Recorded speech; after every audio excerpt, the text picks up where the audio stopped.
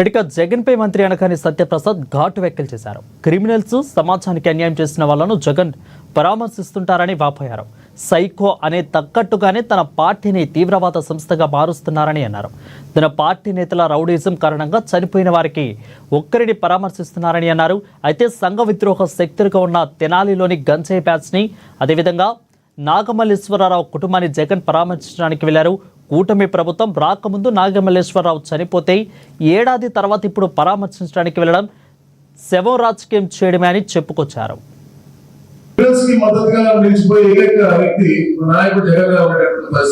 ఎందుకంటే ఎప్పుడు ప్రజాహితం కోరలేదు, అతని పరిపాలన ఎప్పుడు కోరలేదు. 1924లో న్యాచురల్ కెలామిటీస్ జరిగినా లేకపోతే రౌడీజంలో కానీ వాళ్ళు చేసిన అరాచకానికి ఏమో చెప్పినా చావు కూడినా ఎప్పుడు వెళ్ళలేదు.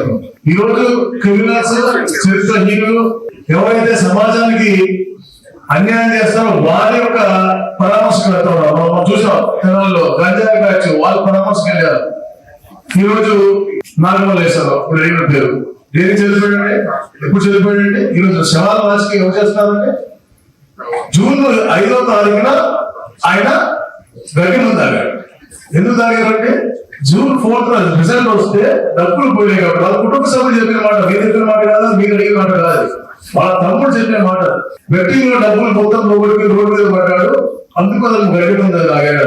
దాని తర్వాత చికిత్స జూన్ 9న చనిపోయాడు. ఇది పోయిన సంవత్సరం జూన్ 9, ఈ సంవత్సరం కాదు. పోయి అప్పుడు మా ప్రభుత్వం ఏర్పాటు కాలేదు.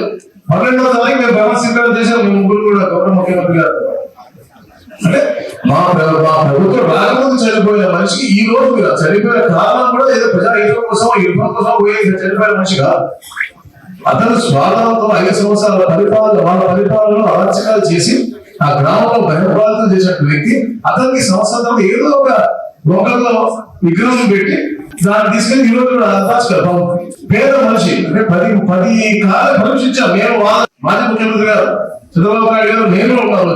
మమ్మల్ని విశాఖపట్నం ఎయిర్పోర్ట్ నుంచి బయట కలిగేది వచ్చి కూర్చుని అటుగా కూర్చుని రాలేసారు, చెప్పులు వేసారు మా మీద. మేము అది ఎవరు ఆపలేదు. ప్రజాహితం కోరేమో చేసుకుంటే పర్లేదు, కానీ ఇట్లా అన్యాయంగా దేశానికి ఇచ్చేసారు. చెప్పే కదా, ఎలా తీసుకొచ్చి ఎంత దూరినా కూడా అది నలగ తలగా అవదు. అట్లా ఎంత చెప్పినా కూడా ఇతను మారడు. ఇలాంటి వ్యతిరేకుల్ని మనం చూసాం.